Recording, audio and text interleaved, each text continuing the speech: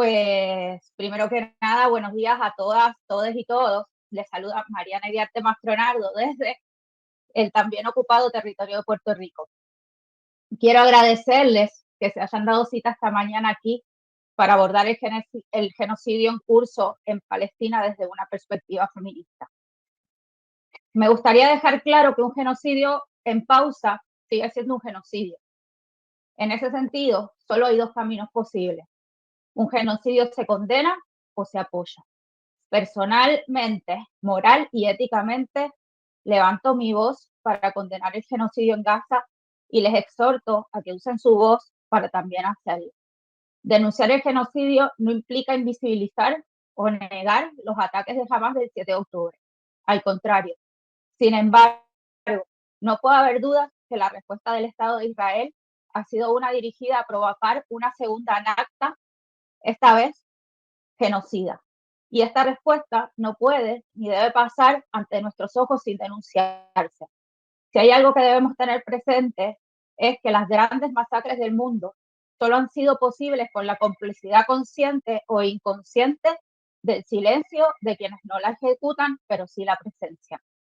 En ese sentido, el feminismo colonial que se ha utilizado para justificar una y otra vez las invasiones, ocupaciones, colonizaciones, desplazamientos y matanzas, entre otras, como bien plantea el Palestinian Feminist Collective, la construcción de las mujeres y comunidades queer palestinas como víctimas indefensas de su cultura y sociedad, que requieren el salvamiento del feminismo colonial blanco liberal.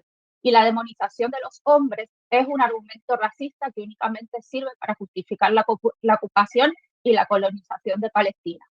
Es por eso que hoy, Día Internacional de Solidaridad con el Pueblo Palestino, presentamos este panel Teach-In que nos permite abordar el genocidio en Palestina desde una perspectiva feminista, anticolonial, abolicionista, que ponga en perspectiva la situación de las mujeres, personas feminizadas, queer, en una Palestina ocupada y ahora abiertamente atacada.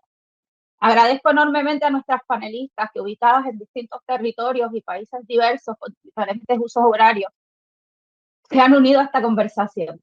También quiero agradecer especialmente a Alexandra Pagán, directora del programa de Mujer y Género, por su apoyo, colaboración y sostén durante todo este proceso.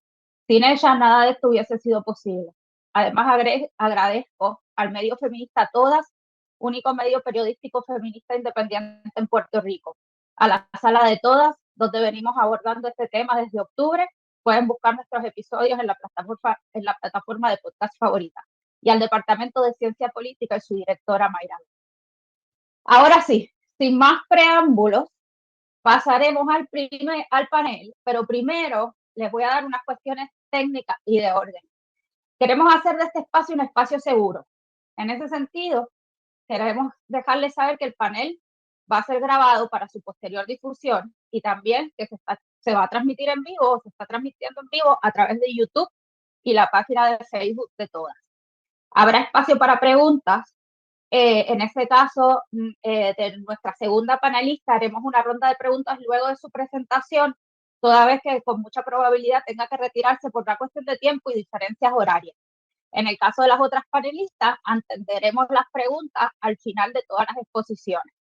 Les vamos a agradecer que escriban sus preguntas en la sección de Q&A para poder manejarlas de manera organizada. Igualmente también le agradecemos que tanto las preguntas como los comentarios pues sean concisos para que todas, todos y todes podamos participar. Como indiqué al principio, este es un espacio seguro. Sabemos que este es un tema disparador en muchos de nosotros. Nuestra prioridad es la validación y el respeto. Así que vamos a empezar sin más preámbulos con nuestra primera panelista, la doctora Firuzeh Choco Valle. Firuzeh Choco Valle es periodista y socióloga de Puerto Rico. Actualmente es profesora auxiliar en el Departamento de Sociología de Franklin and Marshall College, Lancaster, Pensilvania, Estados Unidos. Su trabajo de investigación analiza las intersecciones entre los activismos feministas, la tecnología y el desarrollo en Latinoamérica y otras regiones del sur global. Ha publicado varios artículos en revistas académicas en Estados Unidos y el Caribe.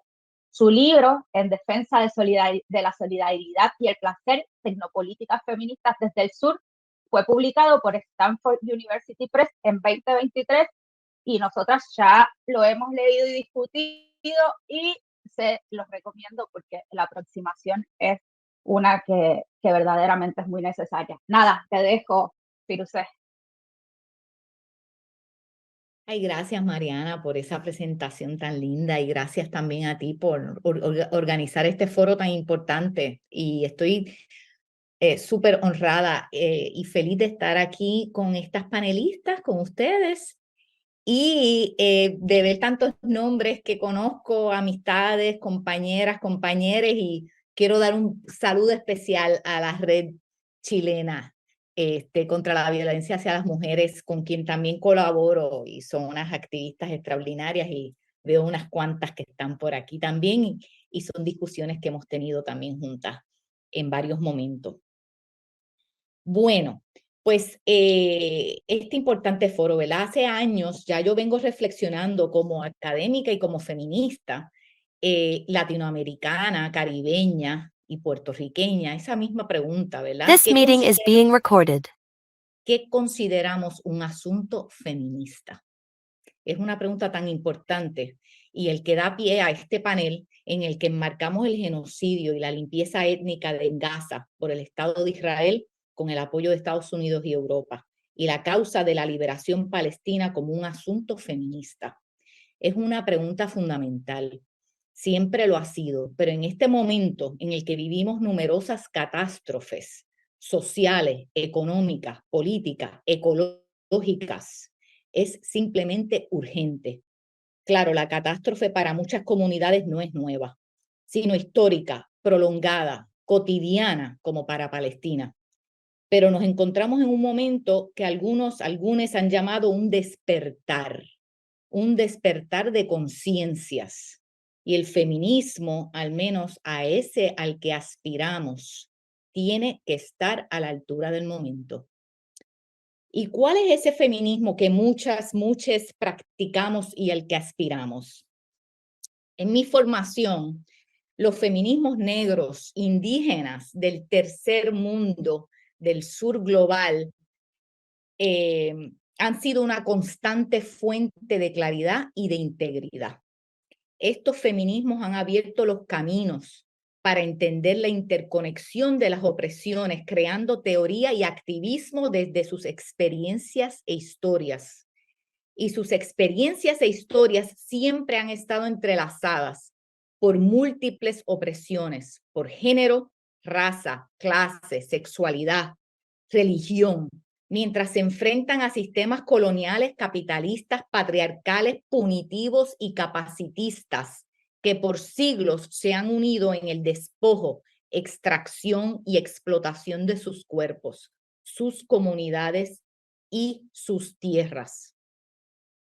Un eje de opresión entonces no supera el otro, sino que están íntimamente imbricados.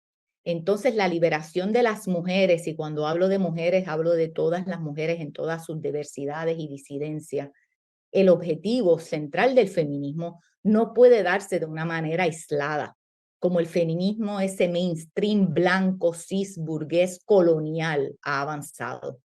Un feminismo que, por cierto, mayormente se ha mantenido en silencio y por esto cómplice del genocidio contra personas palestinas en Gaza. Ese feminismo no se ha centrado en la liberación y la justicia para todos, sino para que ciertas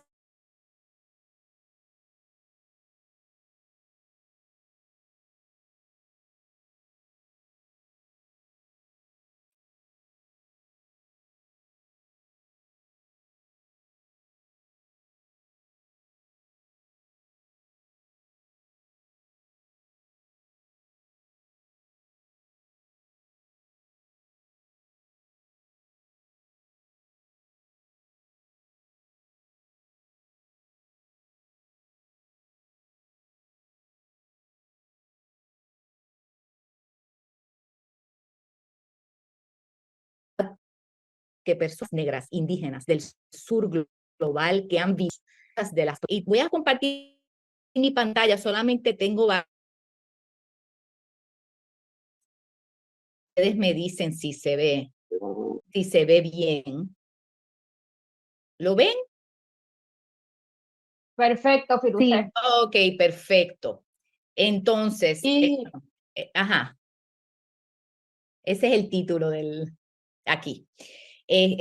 Una cita de la pensadora y activista guatemalteca Maya Cachiquel Aura Cumes, que me gusta mucho. En esta presentación yo voy a hablar más bien desde los feminismos latinoamericanos o de Ayala y del Caribe, negros, indígenas particularmente, pero existen muchos feminismos anticoloniales, ¿verdad? Y decoloniales de muchas partes del sur.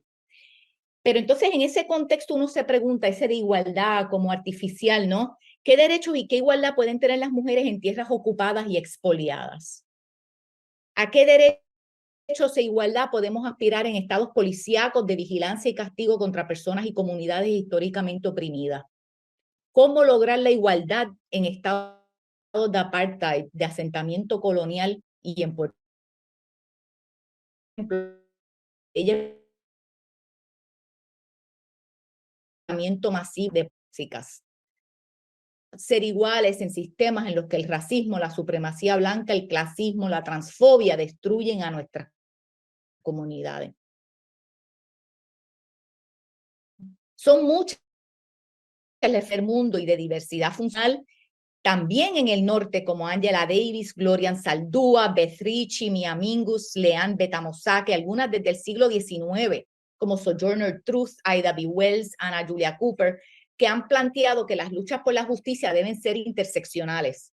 El concepto de interseccionalidad y la matriz de las opresiones son referentes indiscutibles para entender cómo todas nuestras opresiones están imbricadas. Y aquí una cita del Combahee River Collective que me parece fundamental. Ya desde los 1970 ya estaba proponiendo un feminismo que fuera interseccional, ¿verdad? Y profundamente anticapitalista también y antiimperialista. Los feminismos decoloniales en Latinoamérica y el Caribe, aunque yo prefiero el término anticolonial, surge de feministas particularmente negras e indígenas que han centrado las luchas antirracistas por los territorios, las tierras y lo no humano como ejes centrales e indivisibles del feminismo. Y las teorías anticoloniales feministas, que son fundamentalmente antirracistas, nos ayudan a entender por qué la lucha por la liberación de Palestina es un asunto feminista, siendo las personas del pueblo palestino indígenas de su tierra contra quienes se ha librado un proyecto de asentamiento colonial de desplazamiento masivo, extracción, despojo de tierra y cuerpos y de limpieza étnica. Algunos temas comunes de la teoría decolonial, anticolonial son las luchas por el territorio y el lugar, el agua, la identidad, el racismo, el heteropatriarcado, la ética de cuidado, el pensamiento no binario, las emociones y los afectos, la centralización del cuerpo, la continuidad del tiempo, el colonialismo como un sistema continuo, ¿no? Que hay un antes y un después. Imaginar futuros decoloniales y la fuerza que está en la colectividad. Y este feminismo tiene una visión y práctica expansiva. Con esto quiero decir que no solo se centra en el género ni en el patriarcado. Estos ejes de opresión son indiscutiblemente parte de su lucha, pero como parte de un entramado de violencias. El feminismo anticolonial también lucha por la restitución de tierras, contra el racismo, la extracción, la austeridad, la deuda, el Estado neoliberal y por la autodeterminación de cuerpos y de pueblos. La ecología, la vivienda, la salud, los cuidados. No se puede dar una lucha para que las mujeres vivan una vida digna si no se integran las luchas. Aquí una cita de la escritora y filósofa mapuche de Chile, Daniela Catrileo. En este contexto, mujeres indígenas reivindican y teorizan el cuerpo como una parte central del proyecto anticolonial y feminista. Y nombran su política de resistencia, lo que ellas llaman, y ellas, el cuerpo territorio, que significa cómo la desposesión, el extractivismo y la violencia colonial capitalista están íntimamente ligadas al expolio de sus cuerpos feminizados. La feminista comunitaria maya Xinca de Guatemala, Lorena Cabnal, le llama la defensa del territorio cuerpo-tierra, porque y esto es una cita, desde los cuerpos es donde se han construido las opresiones del sistema patriarcal, el colonialismo y el racismo, pero también en el cuerpo es donde radica la energía vital de la emancipación. Incluso le han llamado femicidio territorial a los asesinatos de mujeres indígenas que han luchado por sus territorios, como en el caso de Berta Cáceres en Honduras y tantas más. Este es un mural de una artista chilena, Loreto Góngora. Y yo quiero aquí detenerme un momento porque por siglos las ocupaciones, el colonialismo y la guerra han reproducido estructuras patriarcales de dominación que han intentado destruir a las mujeres, particularmente a ciertas mujeres negras, indígenas, pobres, migrantes, por sus múltiples roles como luchadoras, lideresas, combatientes, cuidadoras y reproductoras de vida, siendo la violencia sexual una de las armas más utilizadas. Estas mujeres, como las palestinas, encarnan en sus cuerpos visiones e historias la multiplicidad de violencias, opresiones y resistencias que deben estar al centro de los feminismos que practicamos y a los que aspiramos. Como cuando decimos ni una menos, significa ni una menos. Entonces, ¿qué significa ser una feminista anticolonial? Feministas negras de Latinoamérica y el Caribe como Lelia González, Sueli Carnero, Ochi Curiel, Yuderquis Espinosa llevan también muchos años argumentando que los feminismos tienen que ser antirracistas y anticoloniales. La activista y teórica afrodominicana Ochi Curiel dice que es sobre todo un feminismo que se piensa y repiensa a sí mismo la necesidad de construir una práctica política que considere la imbricación de los sistemas de dominación. Los feminismos anticoloniales también centran la comunidad. Lo comunitario, y esto es una cita de Ochi Curiel, es fundamental para la vida. Es decir, no es sencillamente una comunidad geográfica, sino pensarnos en relación. Y eso es transnacional. Y también centra las coaliciones contra el separatismo. Para nosotras lo importante es construir un proyecto político de liberación. Y la pregunta sería, ¿quiénes constituirán ese proyecto de liberación? Los sujetos múltiples condenados del mundo. Y ahí va a haber gente, hombres, mujeres, trans, en fin, toda persona que tenga ese proyecto político, nos interesa caminar con ellas. Lo anticolonial, y esto también es importante, no es una metáfora, como nos recuerdan Eve Stock y K. Wayne Young. Y esto es súper importante entenderlo en momentos en que se usa este concepto también para tantas cosas que se ha sido cooptado. La lucha y la premisa fundamental de la decolonialidad es la restitución y devolución de tierras, y eso lo tenemos que tener siempre bien presente. Como dice Aura Cumes, el territorio es memoria, historia, colectivo, es relaciones de reciprocidad con otras personas, pero no solo con las personas, con los cerros, con el bosque, con el agua, con todo lo que existe. Eso es territorio, lo que te da arraigo y existencia. Y finalmente, la lucha por la liberación de Palestina también es una lucha abolicionista. Me gusta este cartel de la ilustradora Sania Highland porque es bien simbólico. Ella originalmente hizo este cartel contra femicidio y entonces ahora hizo este contra la ocupación palestina. Entonces me parece bien simbólico de cómo todas nuestras luchas están entrelazadas. El pensamiento abolicionista particularmente lucha por construir mundos más justos, más allá de prisiones, policías y sistemas legales criminales que no han reducido la violencia en nuestras vidas y que se han usado como métodos de control de ciertas poblaciones.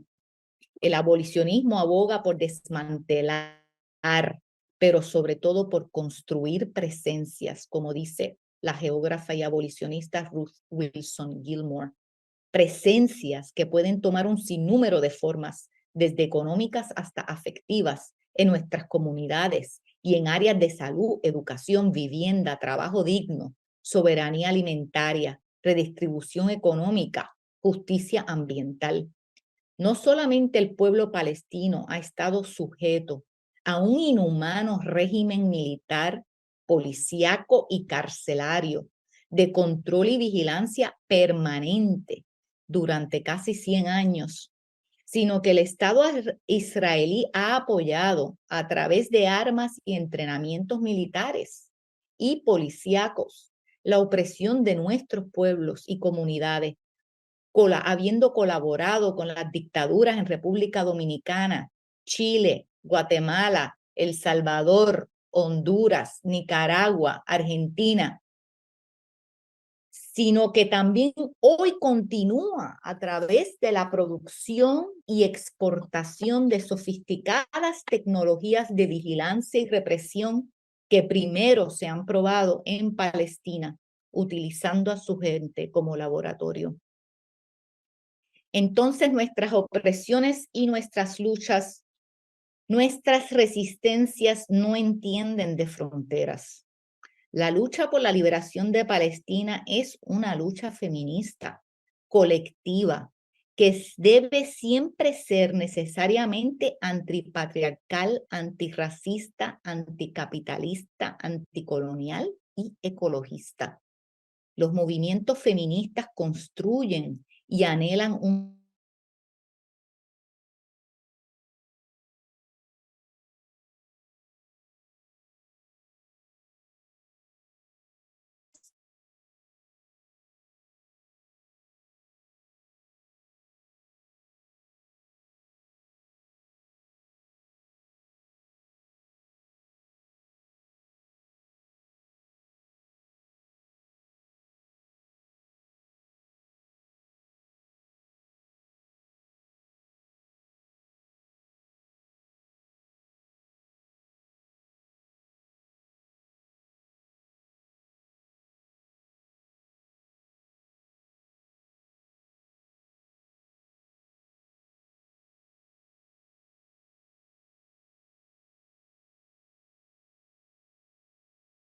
Estoy lista.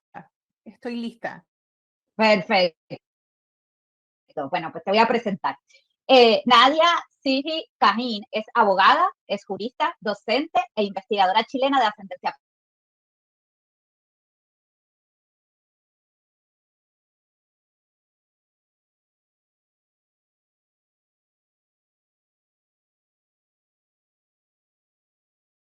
donde es candidata a doctorado de la Universidad de Edimburgo. Se ha especializado en Palestina desde una perspectiva de derechos humanos y publicado. Es un gusto tenerte, Nadia, aquí, y como a la red.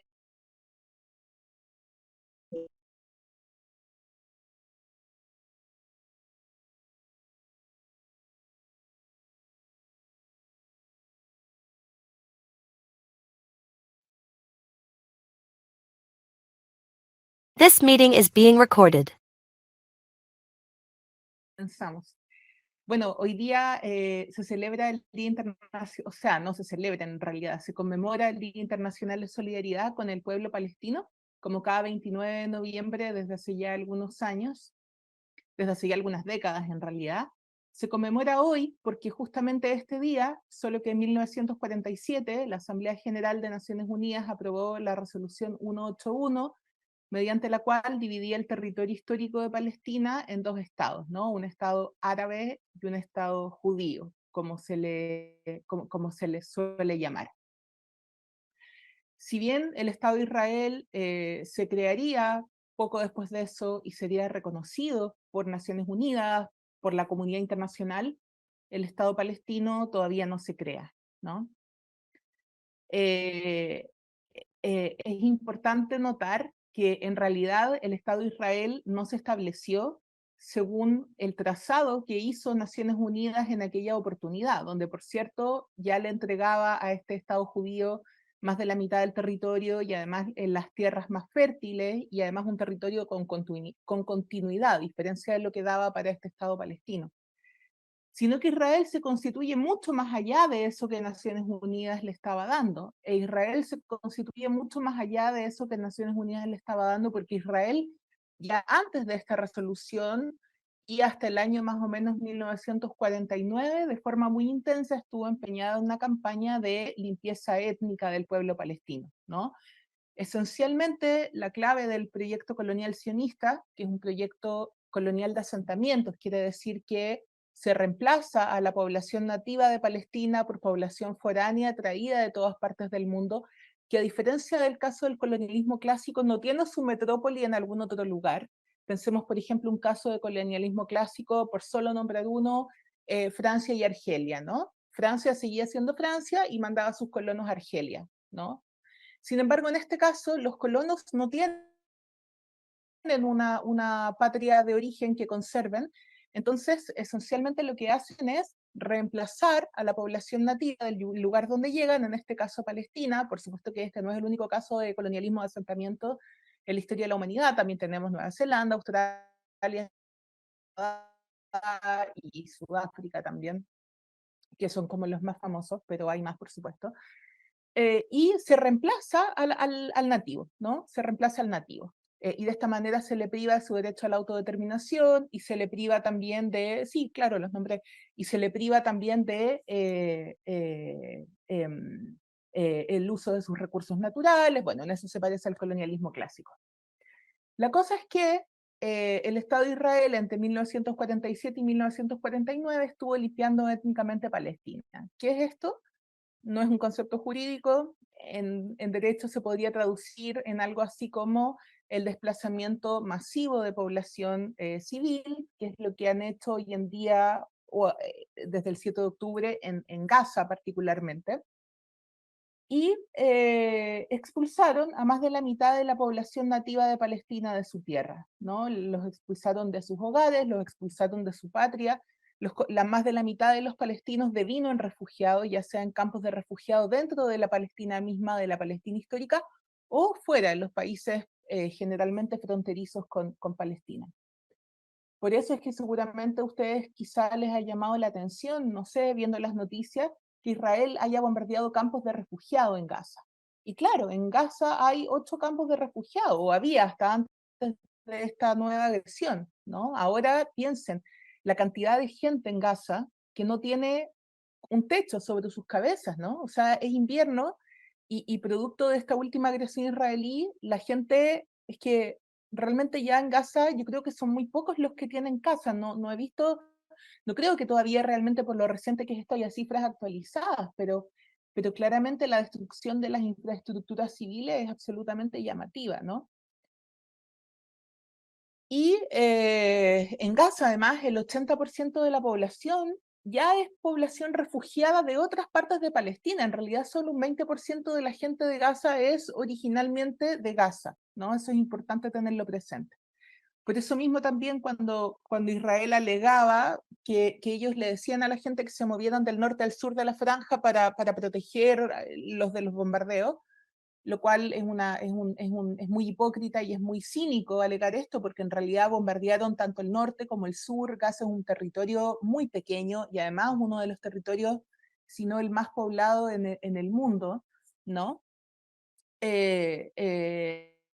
Y la gente no solo no tenía dónde ir, no tenía dónde refugiarse de los bombardeos, sino que además la gente, por extraño que quizá le pueda parecer a los, no se quería ir de Gaza porque los palestinos no se quieren ir de Palestina, porque la clave del proyecto colonial sionista es justamente es expulsar a los palestinos de Palestina y colonizar, conquistar, dominar la mayor cantidad de tierra palestina para instalar allí a la mayor cantidad de colonos venidos de todas partes del mundo que sean judíos, como el Estado de todos los del mundo, como el Estado de todas las personas.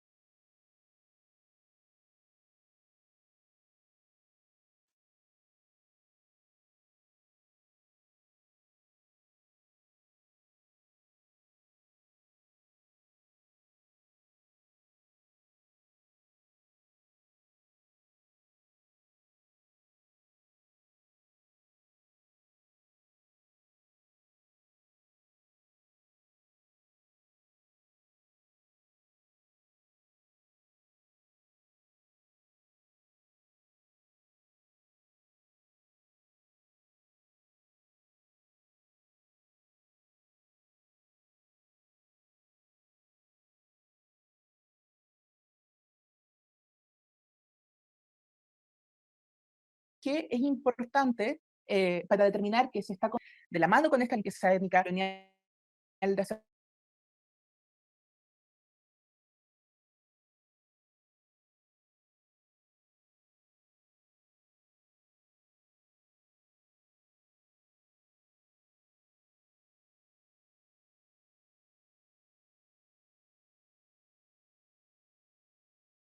en todo el territorio histórico de Palestina. Por ciento de la Palestina, donde en el año 48 se constituye realmente Israel, que era muchísimo más territorio que el que le daban Naciones Unidas en la resolución 181, que es aquella que motiva que hoy sea el Día Internacional de Solidaridad con el pueblo palestino.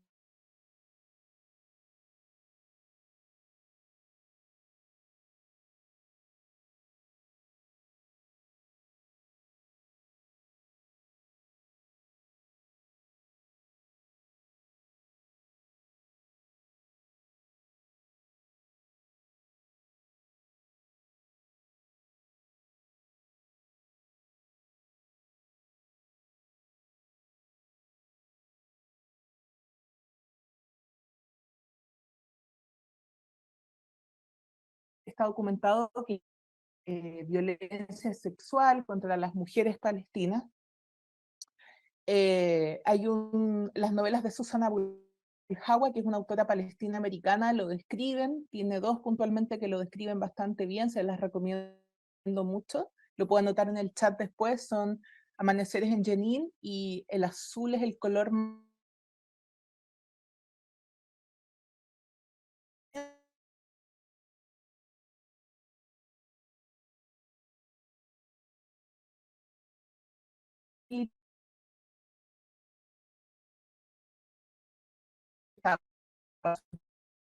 dio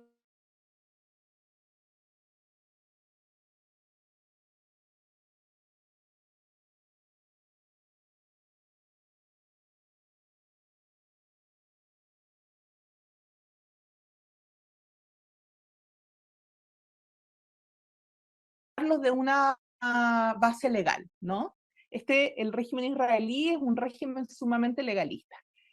Por eso, de hecho, hablamos de que Israel se constituye como un régimen de apartheid, ¿no? En el territorio de Palestina o respecto del pueblo palestino.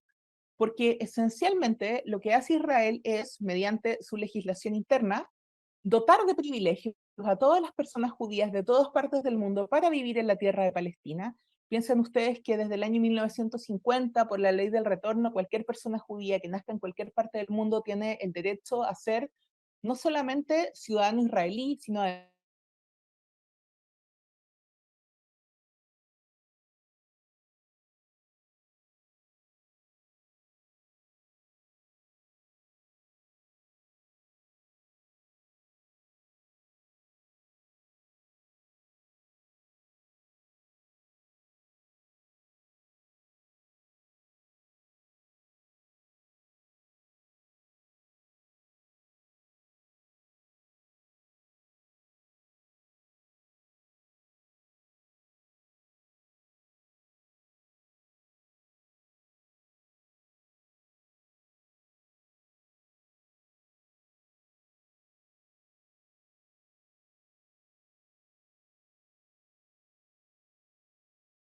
siempre menos derechos, ¿no? Ya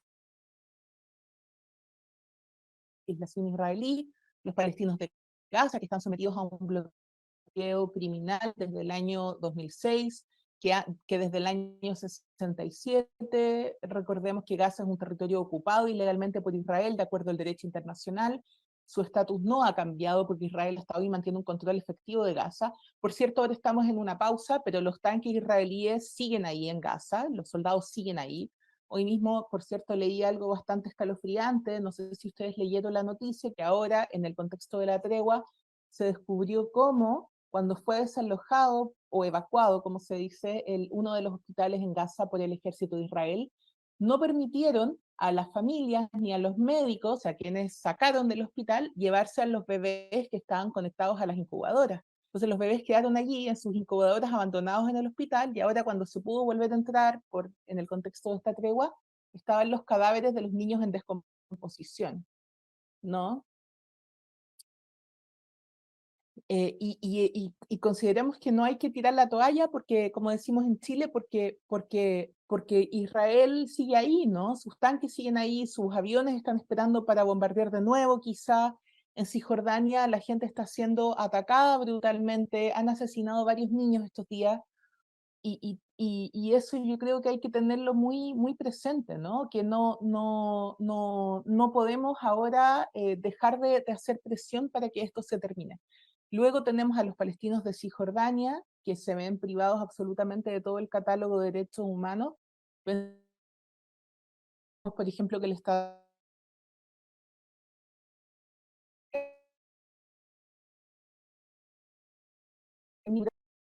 ningún avance, ¿no? La tortura está prohibida, y sin embargo Israel la practica.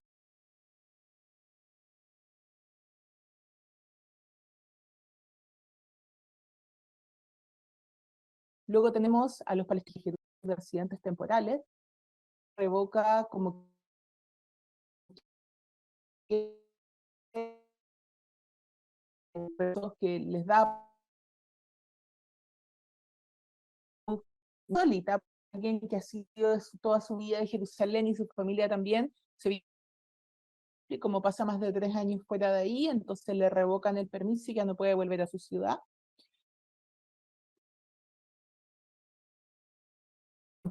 Todas las casas que Israel obliga a los palestinos a demoler sus propias casas porque supuestamente no han contado con los permisos para construir ahí. Insisto, Jerusalén está ocupada ilegalmente en derecho internacional. Y finalmente tenemos a los palestinos del 48 o palestinos con ciudadanía israelí.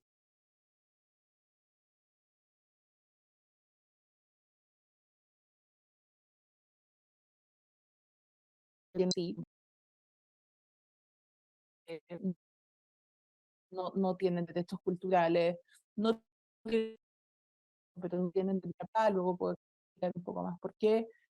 Si se casan con algún palestino de los territorios ocupados, no pueden llevar a su cónyuge a vivir con ellos dentro de lo que se entiende como Israel, sino que tienen que irse ellos, porque Israel, por supuesto, no quiere más palestinos, etcétera. Y con eso creo que ya voy a terminar, porque hablé mucho rato y seguramente ya están muy aburridas de mí, así que muchas gracias por su atención y bueno, quedo atenta por subir alguna pregunta, comentario, lo que sea. Gracias, Nadia, ¿no? Jamás y nunca nos podríamos aburrir y es importantísima esta discusión. Cada panelista que pasa, pues me eriza más la piel.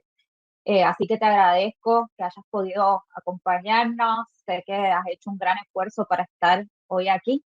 No sé si hay, posiblemente Nadia se tenga que desconectar por cuestiones de horario y tiempo, pero si tienen alguna pregunta específica para ella, pues la pueden escribir en el Q&A y las vamos a ir atendiendo, si les parece. ¿Te parece, Nadia? Sí, sí, claro, sí. Voy a anotar el nombre de la escritora que les mencioné, que es Susan Abulhawa. Y ella es una escritora palestina que les recomiendo mucho y tiene, claro, Amaneceres, concretamente les recomendaría Amaneceres en Jenin, y la otra es la que es sobre Gaza puntualmente. Déjenme buscar el nombre en español, que no me acuerdo exactamente para... Bueno, en verdad yo también quería hablar un poco, por supuesto, de las mujeres palestinas. Las mujeres palestinas siempre han estado en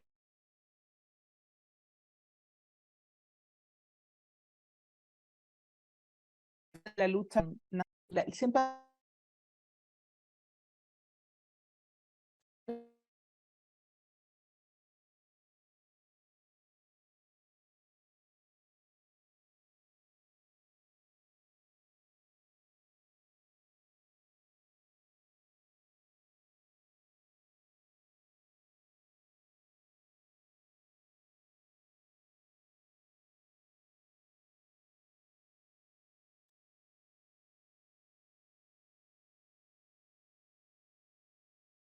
Egipto,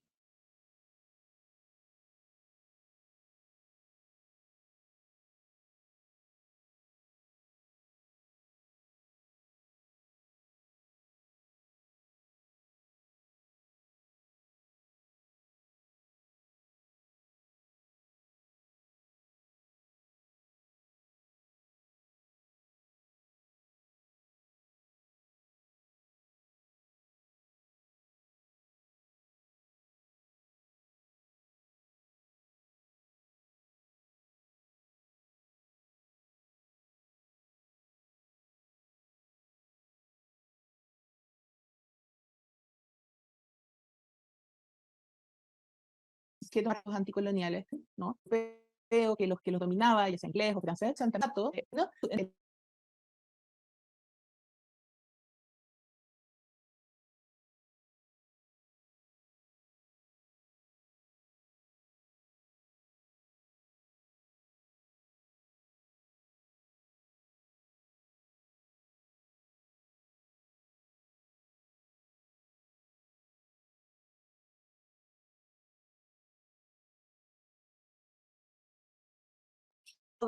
luchando contra lo mismo que estábamos luchando.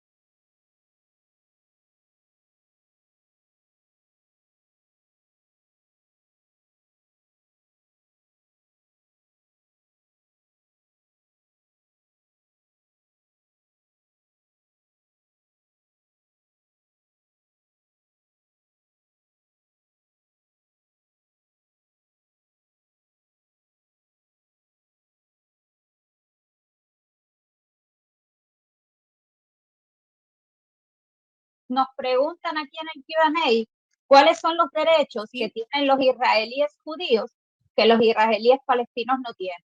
Que si pudieras profundizar sobre eso, yo creo que lo abordaste, pero es algo que se repite mucho. Sí. A ver, las personas que tienen ciudadanía israelí, pero que son nacionales palestinas y no nacionales judías, se ven privadas de una serie de derechos, o más bien privilegios, porque yo siempre digo, los derechos los tenemos todas. Cuando no los tenemos todas es que realmente ya no son derechos, son privilegios.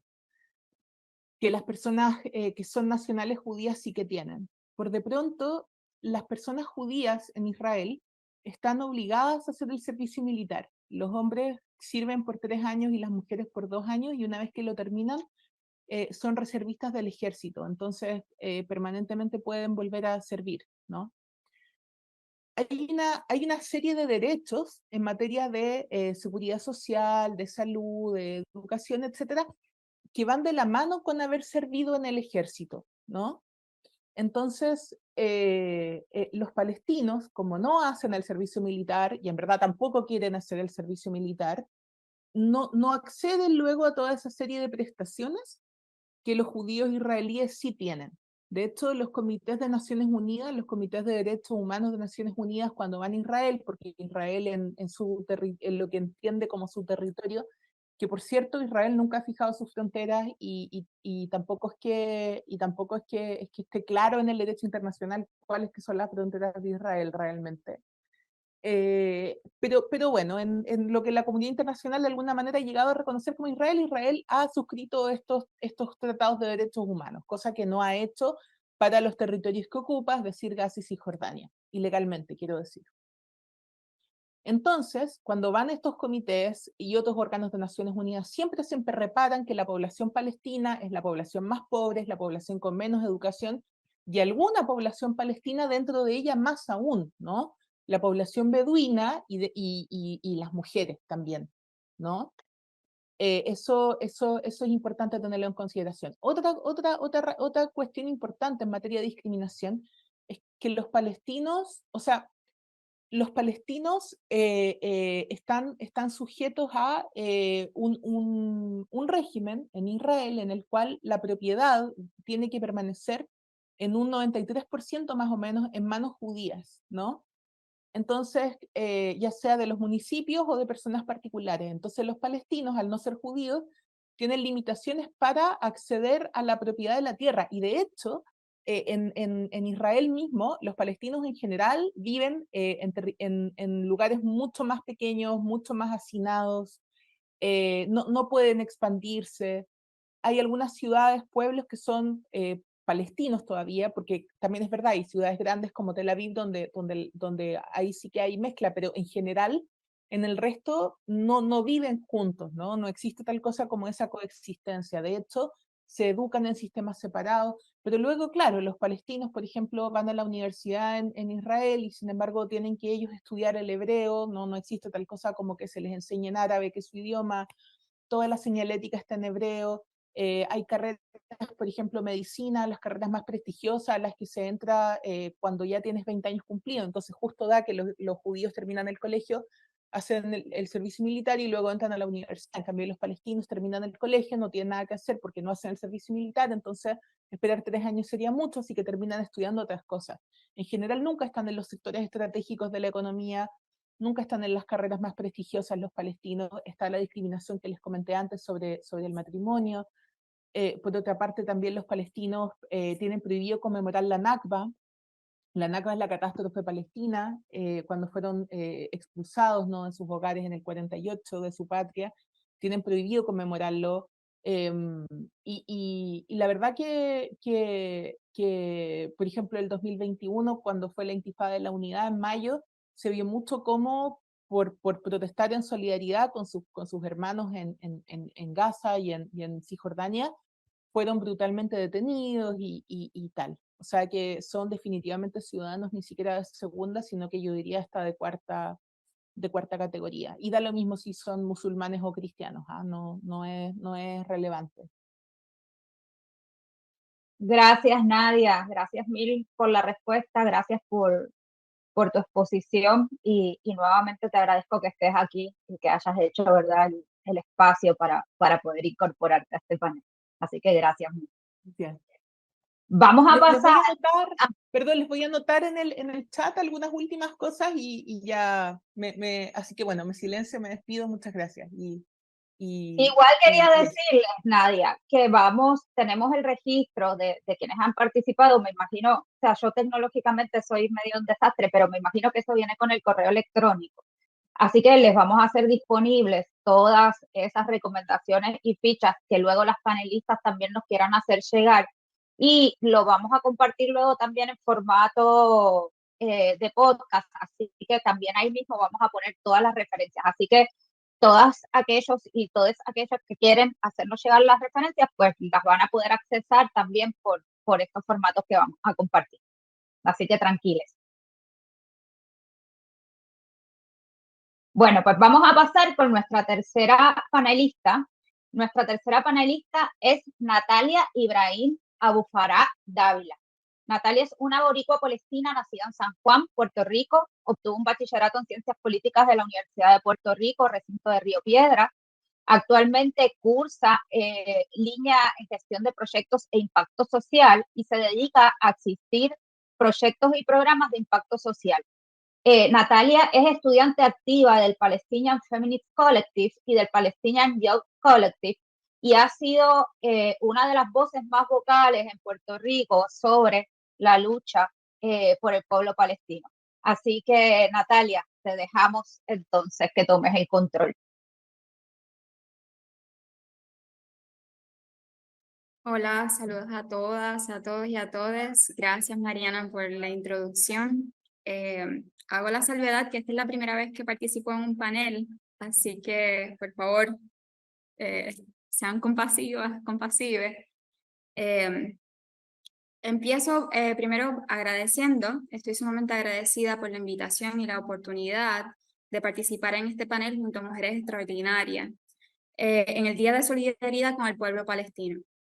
Agradezco también al Departamento de Ciencias Políticas, al Programa de Estudios de la Mujer y el Género de la Universidad de Puerto Rico y la Sala de Todas, podcast del medio feminista Todas, por organizar este evento que aborda el genocidio en curso en Palestina como un asunto feminista.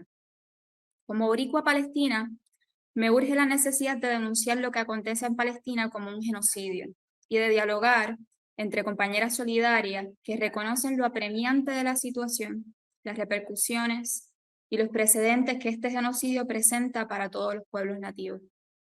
Es importante el denunciar lo que acontece de la manera correcta para así atenderlo con justicia. Por ende, recalco que no es una guerra, es colonialismo, no es una mera evicción, sino una continua limpieza étnica, no es un conflicto, sino una ocupación ilegítima, y por último, no es complicado, es un genocidio en curso. A mi entender, el conflicto que muchos señalan solo existe entre intereses de estados imperialistas, capitalistas, racistas y colonialistas, y de corporaciones transnacionales colonizadoras y extractivistas que gestionan, administran y legislan las opresiones de diferentes pueblos simultáneamente para su beneficio y ganancia. Hoy continuamos en un profundo duelo por los mártires palestinos. El dolor es infinito por el pueblo palestino y por la tierra que continúan siendo víctimas de bombardeos incesantes, ataques siniestros con armamentos experimentales y de un trato sistemático, cruel y vil por imperios y actores capitalistas, colonialistas, patriarcales y tiranos. Hoy se cumplen 54 días desde esta pesadilla interminable que es transmitida digitalmente. No obstante, para mí, mi familia y el pueblo palestino, este genocidio lleva en curso desde 1948 con el Nakba, la gran catástrofe. Deseo señalar que ya se han sobrepasado los números del Nakba en 1948, que para ese entonces fueron más de 750.000 desplazados y más de 15.000 palestinos asesinados. Hoy en Palestina hay más de 1.700.000 desplazados y más de 20.200 palestinos asesinados. Como nos señala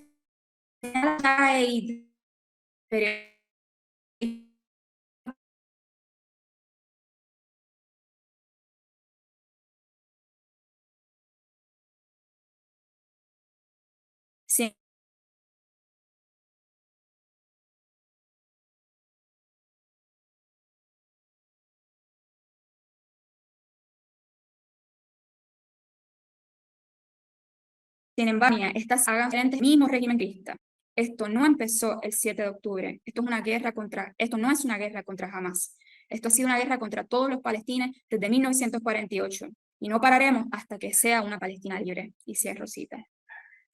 Al ser invitada para hablar con ustedes aquí, hoy, no pude evitar embarcar a un retorno de memoria de mis viajes y estadías en Palestina, y el compartir con mi familia paterna. Cada viaje enraizó sentimientos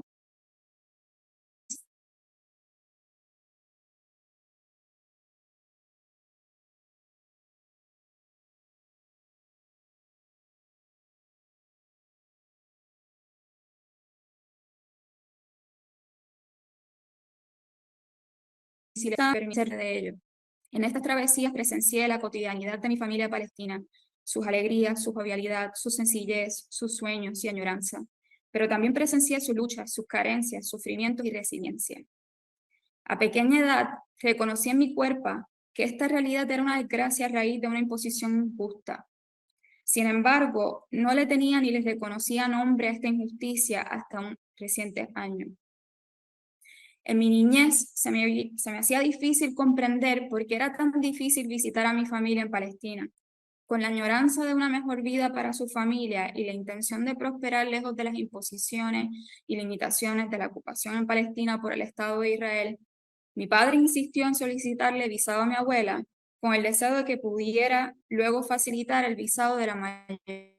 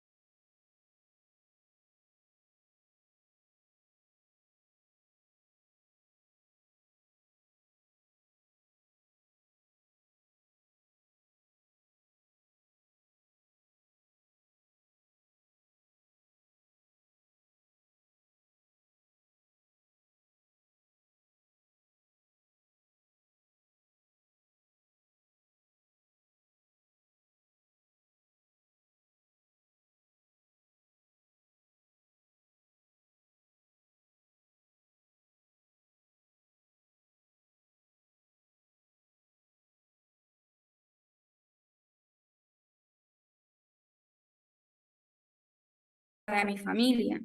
Es la historia de muchas familias palestinas en la diáspora, lo cual su única conexión son llamadas telefónicas o videollamadas llenas de esperanza y amor hasta que ocurra el próximo encuentro aún no determinado y hasta nuevo aviso. El continuo sacrificio de mi padre logró que varios familiares a través de visados pudieran relocalizarse a Puerto Rico. La convivencia con mis familiares palestinos me llevó a comprender mejor una cultura a base de resistencia y preservación que muchos malinterpretan como retrógrada. Luego de unos años en Puerto Rico, la mayoría de mis familiares desearon retornar a Palestina por amor a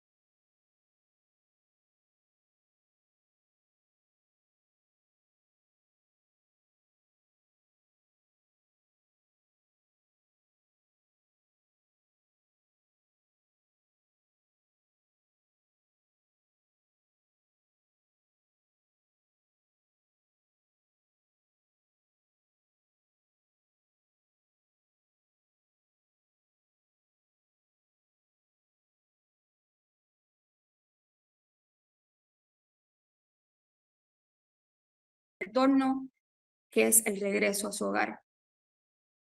Las feministas palestinas han defendido los legados de solidaridad entre comunidades palestinas negras, indígenas, de clase trabajadora y queer, que han luchado codo a codo dentro de movimientos anticoloniales, anticapitalistas y antirracistas, más amplios en Estados Unidos y globalmente.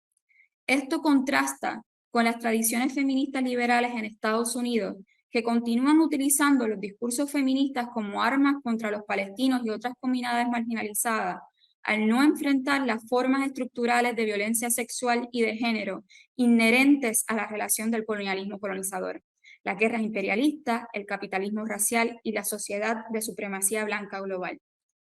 Los feminismos liberales y sionistas se basan en discursos para silenciar y socavar las aspiraciones colectivas de las mujeres palestinas y sus compañeras de lucha, contribuyendo a una represión política intensificada que criminaliza la libertad de expresión de quienes abogan por la liberación palestina. La colectiva feminista palestina recientemente ha hecho un llamado a denunciar y acabar con el feminismo colonial, el cual promueve discursos y políticas occidentales y coloniales que utilizan el lenguaje de la liberación de las mujeres para justificar invasiones, genocidios, ocupaciones militares, extracciones de recursos y explotaciones laborales. El feminismo colonial describe a las mujeres palestinas como víctimas indefensas que necesitan ser salvadas de su propia cultura, sociedad y religión, y al mismo tiempo que las vuelve desechables, amenazantes y merecedoras de su propia muerte. Estas tácticas conspiran para justificar la actual ocupación sionista de Palestina, la expulsión del pueblo nativo y la guerra interminable librada contra la vida palestina. Por esta razón se afirma que Palestina es una cuestión feminista y que el feminismo es incompatible con el sionismo. Estar a favor de Palestina y estar en contra del antisemitismo van de la mano porque todos los sistemas de opresión se refuerzan mutuamente y ninguno puede combatirse de forma aislada. La violencia sexual y de género es indispensable para el colonialismo de asentamiento y su intento de eliminar a los pueblos indígenas, robar sus tierras y reprimir su resistencia. En Palestina, el proyecto colonial sionista está impulsando por una ansiedad demográfica que considera los cuerpos, las sexualidades y las capacidades reproductivas de las mujeres palestinas como una amenaza a la seguridad.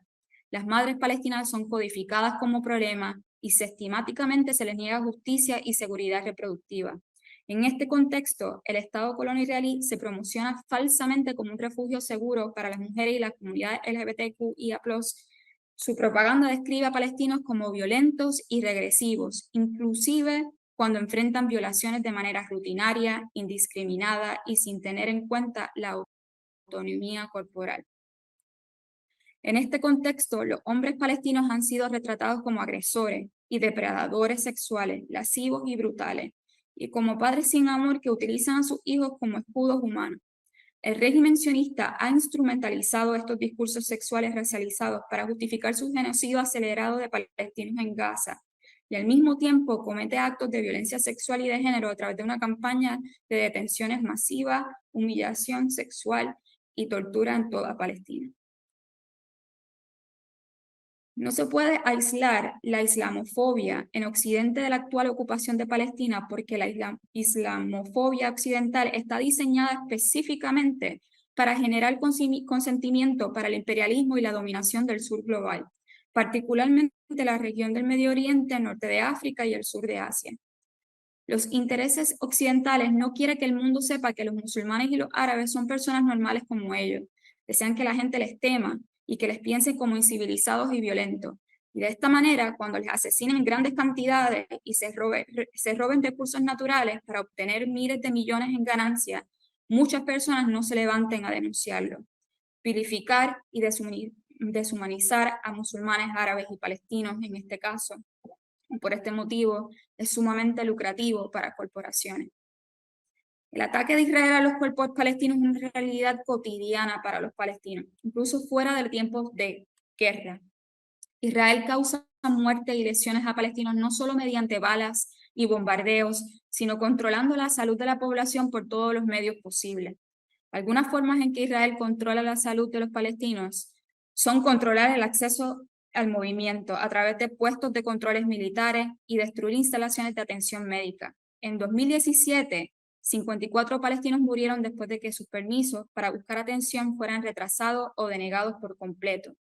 El mecanismo de control de los cuerpos de la ocupación mató a estos palestinos. A las familias también se les suele negar el permiso para acompañar a sus seres queridos, incluyendo a infantes. Luego de octubre, Israel ha destruido en Gaza la infraestructura sanitaria, incluyendo de 136 miembros del personal y los trabajadores médicos asesinados, 25 ambulancias destruidas, 102 centros de salud atacados y 16 de 35 hospitales y 32 centros de atención primaria de salud fuera de servicio debido a bombardeos, ataques o falta de combustible. Todo esto acciones que violan el derecho internacional. Como resultado de los ataques de Israel a la infraestructura sanitaria en Gaza, hay falta de suministros médicos, es decir, sin anestésicos, analgésicos ni antisépticos, sin electricidad ni combustible, lo que significa trabajar en la oscuridad. Falta de alimentos y agua potable provoca desnutrición e infecciones. La destrucción de instalaciones clínicas enteras significa que no habrá acceso a servicios especializados, incluidas la rehabilitación y la reconstrucción de estas facilidades. Como algunos señalan, Israel ataca intencionalmente la salud de los palestinos para paralizar a la población en su conjunto. Debemos recordar que aunque valiosa para la lucha y la supervivencia del pueblo palestino, la ayuda y el marco humanitario a menudo pueden oscurecer el papel de Israel como opresor y reducir a los palestinos al papel de víctimas, en lugar de lo que realmente son: una población indígena que resiste a un régimen colonial decidido a causarle sufrimiento y muertes mientras se apropia de sus propias tierras. Por ende, la salud de los palestinos es intrínseca a la liberación de Palestina, ya que pasa a formar parte de un ecosistema de resistencia, reafirmando radicalmente el derecho de los colonizados a la vida, a la alegría y al cuidado.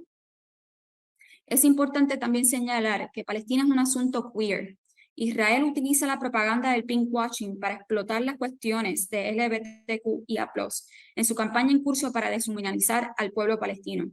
Impulsan una narrativa de que Israel es pro-queer y refuerzan los tropos orientalistas y racistas sobre los árabes, los musulmanes y los pueblos del Medio Oriente como atrasados. Esta propaganda sirve para justificar el continuo asesinato, desplazamiento y ocupación del pueblo palestino por parte de Israel, apelando a la sensibilidad liberal y al individualismo. Es un genocidio continuo envuelto en banderas de arcoíris. A través de estas estrategias de pinkwashing, Israel distrae intencionalmente al público de sus acciones racistas y violentas, al proyectar una imagen de libertad y de seguridad para el pueblo queer. El pinkwashing borra la existencia de palestinos queer que son blanco de ataques y han sido chantajeados por el IDF, que viven bajo ocupación y que están muriendo a manos de Israel. No se puede ser un refugio seguro para las comunidades LGBTQIA+, y al mismo tiempo cometer genocidio, desplazamiento masivo y despojo continuo del pueblo palestino. El pinkwashing es una de las muchas estrategias violentas que atacan la soberanía de Palestina. Adicional, la opresión de las personas con discapacidad está inextricablemente entrelazada con el proyecto colonial de asentamiento.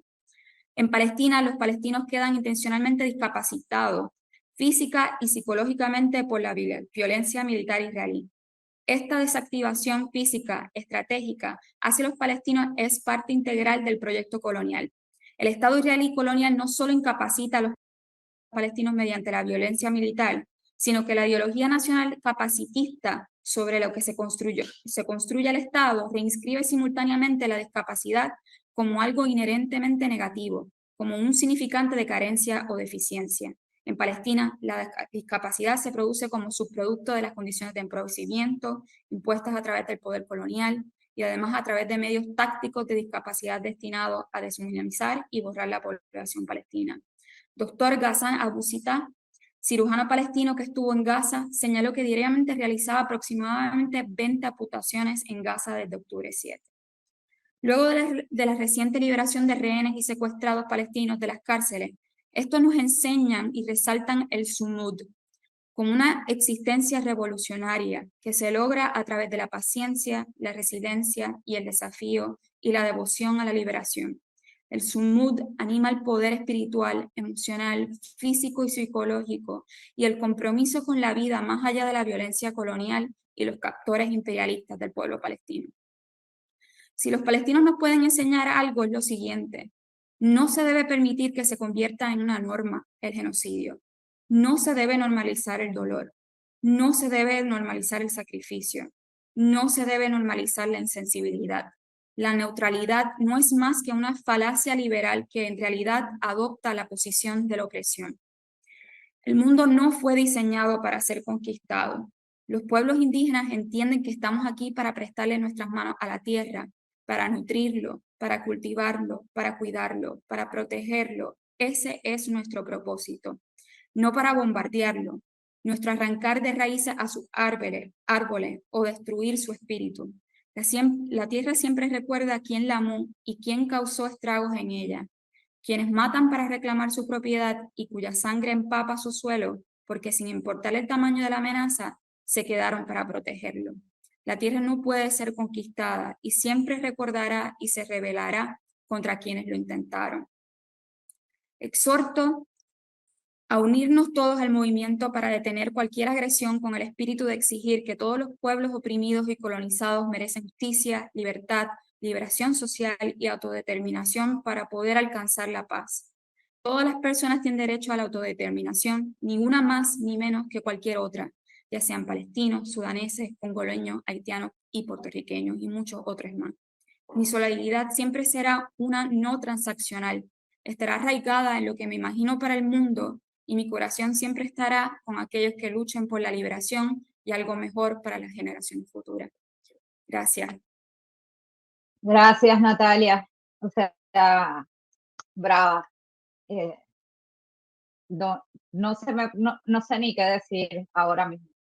Pero te agradezco muchísimo que hayas, ¿verdad?, decidido compartir tu historia en este espacio.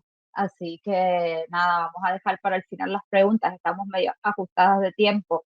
Nuestra cuarta panelista está ubicada en Argentina y como en el sur global compartimos todas las penas, pues no tiene luz desde hace como 5 horas. Así que yo voy a intentar compartirles una combinación de video y audio que tratamos de preparar para que se vea representada. Pero primero la voy a presentar. Nuestra cuarta panelista es Fátima Rashid. Fátima Rashid es licenciada en Comercio Internacional de la Universidad de La Matanza. Es argentina de ascendencia palestina. Dirige el Museo Itinerante de Fatwa Tucán, que es miembro de la Federación de Entidades Palestinas, Palestino-Argentina. Fátima está vinculada a la organización popular y a los movimientos populares, así que en este momento yo voy a tratar de compartir con ustedes mi pantalla para ver si la podemos escuchar, que espero que sí.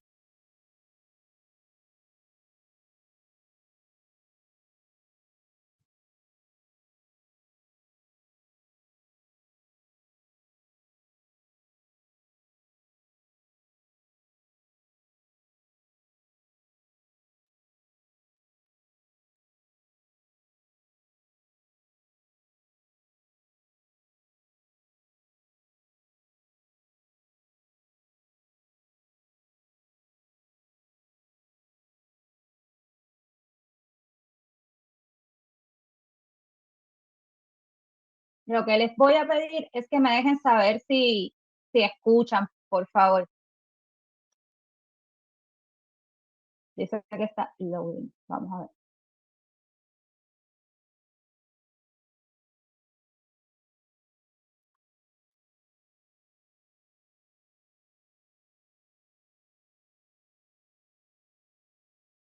¿Escuchan? ¿No?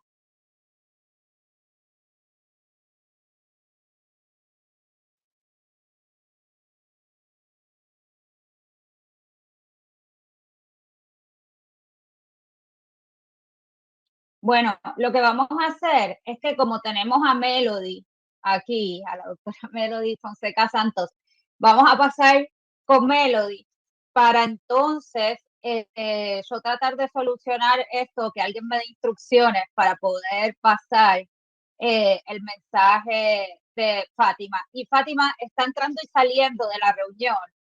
Así que si me quieres escribir, pues lo puedes hacer y entonces vemos cómo nos integramos. Voy a presentar a Melody Fonseca. Melody Fonseca Santos es catedrática auxiliar del programa de Ciencia Política en la Universidad de Puerto Rico, recinto Mayagüez. Tiene un doctorado en Relaciones Internacionales por la Universidad Autónoma de Madrid. Sus intereses de investigación son las relaciones internacionales, la política exterior de Estados Unidos hacia el Caribe, particularmente Haití, y las teorías críticas feministas decoloniales. Ha sido columnista para Todas, Puerto Rico. Actualmente es co-coordinadora del grupo de trabajo de CLACSO, Red de Género, Feminismos y Memorias. Y además, Melody es una reconocida activista feminista, antirracista y decolonial. Melody, te cedo la palabra. Gracias Mariana. Bueno, buenas tardes a todas, todos y todas. Gracias Mariana por esta invitación y sobre todo por idear y coordinar este espacio tan necesario. Quiero agradecer a las compañeras que estuvieron antes porque fue un gusto realmente escuchar sus reflexiones y aprendí mucho, ¿verdad? Para mí, pues, voy a tratar de aportar algo a esta conversación y quiero partir también del reconocimiento del trabajo que se ha estado organizando desde distintos grupos y redes en Puerto Rico, también de parte de las mis compañeras de la colectiva Feminista en Construcción, que pues, han estado siempre articulando este tipo de análisis crítico decolonial, feminista negro y partiendo de esta idea, ¿no?, de que toca siempre estar en la lucha en contra de todas las opresiones, sobre todo cuando estamos en pueblos colonizados y atravesados por la violencia colonial, racista y patriarcal. Yo voy a centrar mi aportación en esta conversación en tres cuestiones que me parecen fundamentales para continuar con este análisis desde un lente feminista, crítico, antirracista y decolonial de la crisis humanitaria provocada por la acción genocida del Estado de Israel en territorio palestino. Muchas de las cuestiones que voy a traer en este punto de la conversación ya otras compañeras las han traído, así que pues va a ser intentar, ¿verdad?, entrar un poco en conversación con eso. Y me gustaría empezar por parafrasear las aportaciones de la académica y activista feminista Cynthia Enloe sobre la idea de la curiosidad feminista. Enloe nos dice que desarrollar una curiosidad implica explorar, cuestionar, negarse a dar las cosas por sentado. La curiosidad feminista entonces nos lleva a intentar aportar un análisis comprometido con desenmascarar las implicaciones de poder detrás de cada dinámica genderizada. Una curiosidad feminista, antirracista y decolonial implica cuestionar cuáles han sido las dinámicas genderizadas, racializadas y coloniales de la violencia del Estado de Israel hacia el pueblo palestino y cómo éstas se sostienen en sistemas de opresión como lo son el colonialismo, el racismo y el patriarcado. Hablar de la violencia sistemática de derechos humanos en Palestina por parte del Estado de Israel nos tiene que llevar a pensar al menos tres cuestiones. En primer lugar, el vínculo entre el colonialismo y el género. En segundo lugar, la manifestación del apartheid sobre el cuerpo territorio de las mujeres y personas fems palestinas. Y en tercer lugar, en la complicidad del feminismo blanco con la islamofobia, que ha tenido como objeto central de su violencia al cuerpo de la mujer árabe musulmana. Sobre el vínculo entre colonialismo y género, diversas activistas y académicas decoloniales latinoamericanas han planteado desde hace ya varios años que la primera subjetividad moderna, la que se estableció como el ego conquiro, fue también un ego fálico. El colonialismo y su idea de conquista o apropiación de territorios supone un ejercicio de dominación y extractivismo sobre los territorios y los cuerpos de las poblaciones nativas que para sostenerse requirió en algunos casos de su exterminio y en todos de su despojo y desplazamiento. El sostenimiento del colonialismo y su transformación hacia otras formas de dominación requirió no solo deshumanizar a las poblaciones nativas, sino también feminizarlas, fetichizar sus cuerpos y su sexualidad, exotizarles y categorizarles a través de conceptos como bárbaros, salvajes, tradicionales, antimodernos, autoritarios, entre otros. Estos conceptos, por supuesto, no son neutrales, sino que vienen cargados de imágenes que dirigen nuestra mirada hacia ese o esa nombrado así. La cuestión es que ese sujeto cuerpo que carga con esa etiqueta, lo que Sara Ahmed llamó el concepto pega, va reconfigurándose según el contexto colonial y sus prácticas específicas de dominación y extractivismo. En este sentido, es importante apuntar a lo siguiente. todo pueblo colonizado es un pueblo racializado como no blanco en un orden internacional en el que la supremacía blanca es una norma. Norma en términos de práctica asumida, contestada, aún así hegemónica. Asimismo, todo pueblo colonizado es un pueblo feminizado en un orden internacional en el que la norma es el patriarcado. Esto es la dominación de lo masculino sobre lo entendido como femenino. Así, colonialismo, racismo y patriarcado atraviesan las dinámicas de poder y violencia ejercidas por la fuerza ocupante sobre el territorio y los cuerpos palestinos. Dentro de ese sistema está entonces la especificidad de la experiencia de las mujeres y personas FEMS palestinas ante la reproducción de la violencia patriarcal que opera en cualquier relación marcada por la genderización de las diferencias, pero que sin embargo está constantemente afectada por las dinámicas de la ocupación militar. En este sentido, como feministas, no podemos pasar por alto el impacto que la militarización de la vida cotidiana tiene en las dinámicas de género. En el caso de los territorios ocupados, esto además se sostiene por las políticas de apartheid de la fuerza ocupante. ¿Cómo opera este régimen de apartheid sobre los territorios palestinos ocupados? Lo primero que es importante aclarar es que a pesar de que las organizaciones sobre el terreno han denunciado estas políticas desde la misma creación de los acuerdos de Oslo en 1993, no ha sido hasta hace pocos años atrás que organizaciones occidentales como Human Rights Watch y Amnistía Internacional emitieron informes documentando las prácticas de apartheid de las fuerzas ocupantes y denunciando que esto es, como sabemos, un crimen de lesa humanidad. El apartheid, según la Convención Internacional sobre la Represión y el Castigo del Crimen de Apartheid de 1973 y el Estatuto de Roma de la Corte Penal Internacional de 1998, es un crimen contra la humanidad que consta de 3 elementos principales. En primer lugar, una intención de mantener la dominación de un grupo racial sobre otro. En segundo lugar, una intención de mantener la dominación de un contexto de opresión sistemática por parte del grupo dominante sobre el grupo marginado. Y en tercer lugar, actos inhumanos. Estas 3 cuestiones se cumplen en el caso de los territorios ocupados en Palestina. ¿Cómo se manifiesta entonces este apartheid y por qué es un asunto feminista? En primer lugar, estamos hablando de separaciones de familias ante las limitaciones de movimiento entre los territorios, negación de actas de nacimiento, demolición de viviendas, como ya mencionaron las compañeras, y negación de permisos para la reconstrucción de los hogares. Es importante tener en cuenta que los hogares conforman el espacio donde cobra vida la solidaridad entre mujeres, la imaginación y creatividad feminista, las políticas de cuidados y afectos que también sostienen a la comunidad. Acoso sexual y violencia sexual en los puntos de control israelíes, en los famosos checkpoints, el militarismo también y la violencia generalizada de la ocupación trastoca las dinámicas de género, potenciando la violencia de género en los espacios familiares. El acoso y la violencia contra las mujeres por parte de las fuerzas ocupantes busca desmoralizar a los hombres palestinos al establecerlos como incapaces de defender, entre comillas, a sus compañeras, madres, hermanas, hijas. Es muy importante tener en cuenta cómo esto funciona desde las dinámicas patriarcales, pues la violencia en contra de las mujeres, entre estas la violencia sexual, ha sido usada como arma de guerra contra el enemigo masculino. La mujer palestina en este sentido es usada como un objeto para violentar al otro. Violentarla y con ello representa la desmoralización del enemigo, es ganar territorio para el Estado de Israel. Esto lo hemos visto en distintos contextos de violencia, como la violencia del narcotráfico, particularmente en México y Centroamérica, así como contextos de genocidio, como fue el caso del genocidio contra el pueblo maya quiché en Guatemala, en Ruanda, entre otros. Esta idea de utilizar el cuerpo de las mujeres como una ganancia en el territorio. Un tercer punto es la islamofobia y el género, y ver cuál es el vínculo entre estos. La islamofobia, según definida por la Comisión Europea y el Consejo para la Eliminación de todas las formas de discriminación racial de la ONU, se trata de una forma de racismo y xenofobia manifestada a través de la hostilidad, exclusión, rechazo y odio contra los musulmanes, sobre todo cuando la población musulmana es una minoría, algo que ocurre con mayor impacto en países occidentales. La islamofobia, como ha sido analizada por la activista y académica decolonial de origen sirio, Shirin Ebadi Dibay, opera de formas particulares cuando aterriza en el cuerpo de las mujeres musulmanas. Seguramente todos recordamos a George Bush insistir ante el Congreso de Estados Unidos que su gobierno le declaraba la guerra al gobierno talibán de Afganistán, entre otras cosas, para liberar a las mujeres y niñas afganas del Islam.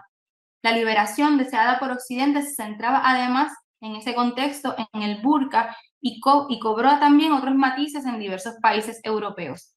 Por ejemplo, en Francia, con el gobierno de Nicolas Sarkozy, se legisló para prohibir el uso del hijab en lugares públicos, incluidos entre estos las escuelas, lo que afectó los derechos fundamentales a las niñas a ser escolarizadas. Los debates de aquella época, como también apuntan hoy día, negaba toda la agencia a las mujeres musulmanas y sus posibilidades de decidir sobre su cuerpo, su religión, su vida, convirtiéndolas en la ficha de cambio para establecer estándares de civilización o estándares de democracia a los países de los que formaban parte. Esto es otro ejemplo de cómo operan las dinámicas de cuerpo-territorio, haciendo del cuerpo de las mujeres musulmanas un campo de batalla ideológico que responde a los deseos masculinos de la liberación. Ahora bien, no fueron solo los hombres los que fantasearon con liberar, según sus entendidos, a las mujeres musulmanas, ni fueron solo los hombres los que le negaron su agencia y pretendieron tutelarlas, también lo fueron las feministas blancas. El feminismo blanco optó por aliarse con la agenda islamófoba y militarista de las grandes potencias con tal de defender su idea de libertad femenina. La complicidad del feminismo blanco con los sistemas de opresión imperando sobre Palestina se ha profundizado más en la medida que surgen otras dinámicas también genderizadas como el homonacionalismo y el pinkwashing.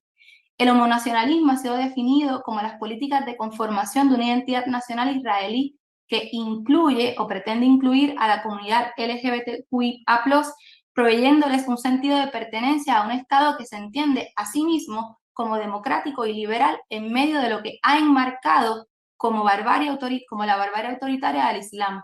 Esto cobra aún más fuerza a través del apoyo de la comunidad LGBTQI+ israelí a las operaciones militares en los territorios ocupados, en tanto que son entendidas como una defensa de la nación y con ello de los derechos supuestamente progresistas que ésta alberga.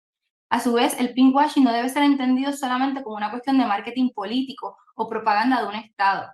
En un orden internacional articulado a partir de estándares de civilización, de desarrollo, de democracia, de derechos humanos, que a su vez jerarquizan las relaciones de poder, permitiendo, como estamos viendo en la actualidad, que ciertos estados actúen con total impunidad, la creación narrativa y con ello la conformación de identidades y percepciones no es un asunto político menor.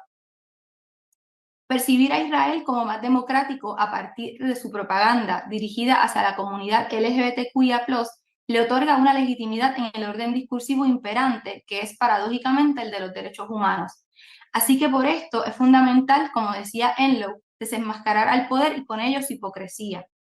Regresando a la complicidad del feminismo blanco con la islamofobia, en su famoso ensayo Discursos sobre el colonialismo, Aimé Césaire, al iniciar su análisis crítico a la hipocresía de la civilización europea, decía: Europa es indefendible. Creo que hoy nos toca decir lo mismo sobre el feminismo blanco. El feminismo blanco es indefendible. Y es indefendible porque no tiene problema en acomodarse con el poder, ajustarse al poder, a la narrativa imperante, incluso aliarse a su opresor, si esto le sirve para ejercer su tutelaje sobre los cuerpos racializados como no blancos. Concluyo citando las palabras de Mariam Al-Dosari, investigadora sobre Medio Oriente, cuando nos dice y nos interpela, ¿verdad?, diciendo lo siguiente: si su feminismo no le permite defender a un pueblo que ha experimentado poco más que limpieza étnica, opresión y ocupación desde 1948, que ha estado tratando de sobrevivir bajo un bloqueo paralizante durante 17 años y que está siendo definido como animales humanos y quienes ahora se enfrentan a lo que solo puede describirse como un genocidio, ¿para qué sirve su feminismo? Si estas realidades no le alientan a adoptar una postura, es difícil imaginar qué lo hará. ¿Acaso las mujeres palestinas, de alguna manera, no son lo suficientemente mujeres como para merecer su defensa feminista? Muchas gracias. Gracias, Melody.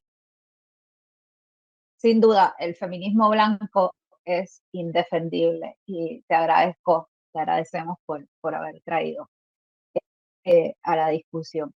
Creo que Fátima se va a poder conectar. Estamos ajustadas de tiempo, quizás no tengamos mucho tiempo para hacer preguntas, pero sí es importante ver.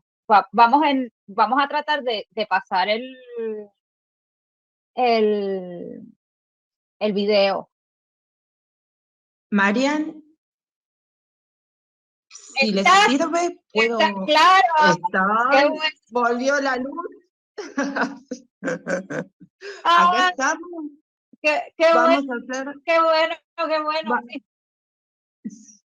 Vamos a hacer un resumen, porque mucho incluso del Pero mensaje déjame en Hangover...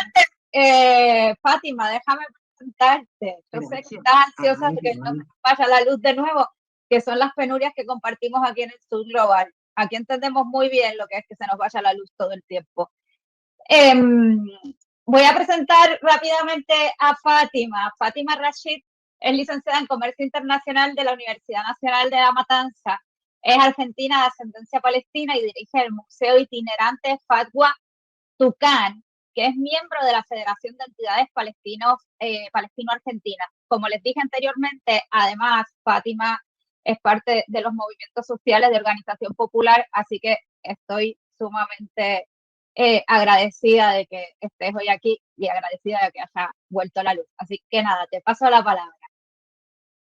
Muchas gracias, Mariana, muchas gracias, compañeras, compañeros, compañeres. Bueno, vinculado a la ocasión de hoy, que es el Día Internacional de Solidaridad con el Pueblo Palestino, y cómo y por qué la causa palestina es una causa y una lucha feminista también, voy a tratar de, como las disertantes anteriores cubrieron muy bien el tema en el amplio y estricto sentido de la palabra, vamos a hacer una especie de repaso. El repaso lo vamos a empezar con los disparadores que había en el mensaje que te envié con anterioridad, suponiendo que no volvía a la luz.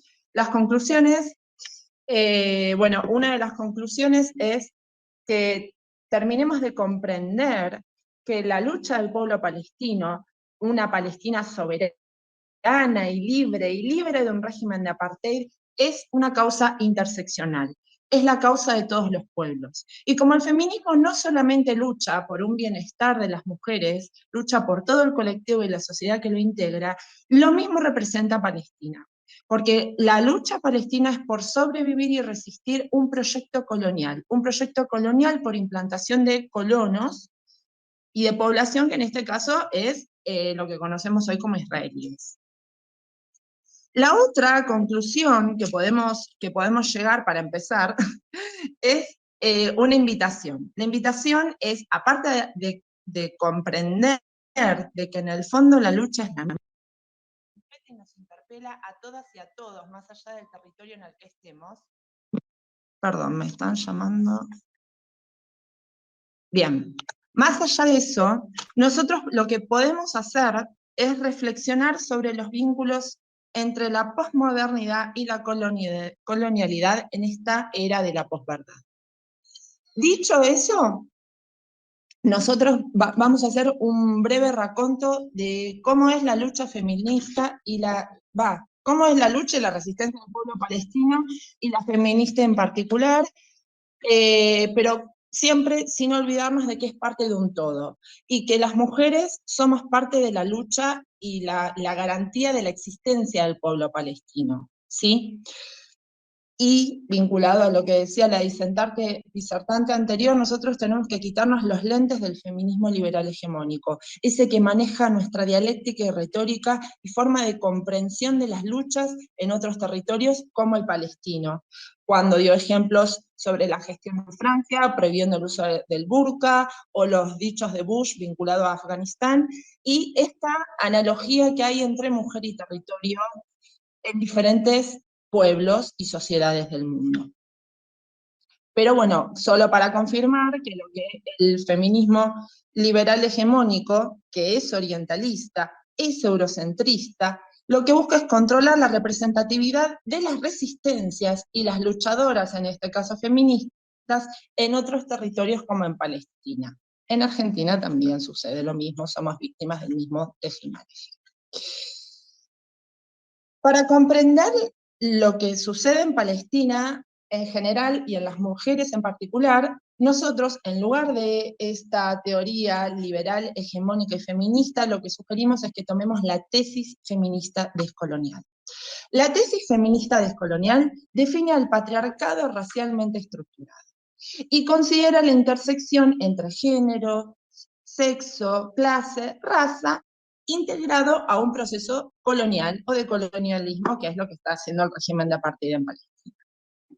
Por otro lado, y que ya lo hemos mencionado, lo que tenemos que quitarnos es los lentes del feminismo liberal hegemónico, que es orientalista y que busca controlar la representatividad de las resistencias y las luchas feministas en otros territorios como Palestina. Lo que hace también es construir un estereotipo para justificar la retórica salvacionista. Perdón, mi gata se paró en la computadora. Y con ello deja a la representación de la mujer tercermundista en un rol pasivo y sin posibilidad, como si no tuviera posibilidad de agencia o de gestión. Otro de los lentes que podríamos quitarnos es el que tenemos en Occidente, de esta dicotomía entre el espacio público y privado. Esto lo vemos ejemplificado en lo que es la cohesión social. En Palestina nosotros, yo soy diáspora palestina, pude ir a Palestina de turista, pude ir 2 veces, mucho esfuerzo, sacrificio de por medio y controles y violencias de por medio, pero bueno, el pasaporte Mercosur es bastante útil, evidentemente, así que pude entrar. Lo que noté en Palestina, que siendo un país mucho más pobre, un país que tiene sus libertades y derechos de desarrollo económico cercenado por el régimen de apartheid, no hay indigencia. No hay indigencia, no hay gente sin techo, no hay gente viviendo en la calle. Esto es porque los vínculos en el ámbito privado tienen una analogía en el ámbito público, y hace que la cohesión social, desde la institución familiar o desde la institución que corresponda, no deje a ninguno de los palestinos afuera, no deje a ninguno de los palestinos sin hogar.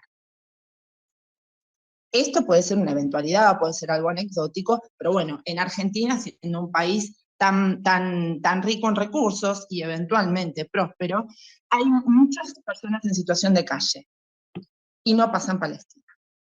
El tercer punto para entender lo que sucede en Palestina, que también fue explicado, es que terminemos de comprender que Gaza es Palestina y que Cisjordania naturalmente también.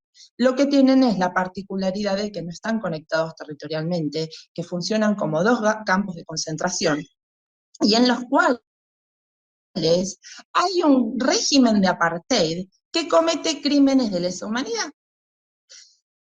En Gaza podemos llamarlo genocidio, en Cisjordania limpieza étnica, siendo la limpieza étnica un eufemismo más bien para el genocidio, que es el objetivo final. Es la eliminación del pueblo palestino, la población nativa indígena de ese territorio, que es lo que quiere hacer el régimen de apartheid. Ahora sí, yendo a lo que es la resistencia palestina femenina, podemos hacer una enunciación de estos 3 elementos que ya estuvieron mencionando, que Palestina resiste a 3 tipos de violencia: la del capitalismo, que la conocemos todos, la del colonialismo, que en este caso es la ocupación, y la del racismo, que es inherente tanto al capitalismo como al régimen de apartheid. ¿Y qué? Bueno, un comentario que en cuanto al colonialismo, a la violencia de la ocupación, contiene violencia epistémica. Esta violencia epistémica lo que hace es perpetuar los roles coloniales por medio de invisibilización, en este caso de la voz palestina, en la que el colonizador habla como si también fuera en nombre del colonizado. No hay voces palestinas, por lo menos en los medios de estos territorios no las hay, más que los alternativos o espacios académicos de compañeros. Y que vinculado a eso, las mujeres palestinas en la resistencia tienen un rol de eje. Ellas son la semilla y custodia de los jardines de la resistencia. Ellas se encargan de proteger la cohesión y el tejido social, y se encargan de aliviar el sufrimiento de su pueblo, siendo ellas parte del pueblo mismo, por supuesto. Se encargan de perpetuar el legado, la cultura y la memoria de Palestina. Un ejemplo de acciones que ejemplifican esta sinergia que tienen es desde la distribución de alimento a los presos, que son políticos, liderazgo de manifestaciones y huelgas, son agentes de educación popular, pues como Nadia explicó anteriormente, incluso en Palestina del 48, o sea, lo que es Israel, los palestinos no los lograron matar a todos, y eso que el genocidio empezó hace rato, no tienen los mismos derechos ni a los mismos servicios públicos, ni en cuanto a oportunidades, o sea, en el mismo sistema capitalista que les ofrece el régimen de apartheid, no tienen las mismas, su idioma es el árabe, las escuelas que están exclusivamente en barrios de palestinos tienen cada vez menos horas de árabe enseñada a los niños, entonces, ¿dónde los aprenden? Lo aprenden en la casa, son las mujeres las que en general se encargan de eso. También ofrecen respuesta al desdesarrollo que impone Israel, fortaleciendo vínculos de solidaridad y de cooperación, entre otros. Bueno, y en cuanto al rol de las mujeres, la lucha feminista es muy trascendental, es vital para la existencia del pueblo palestino, en cuanto a que son conscientes de su rol y que están organizadas al respecto.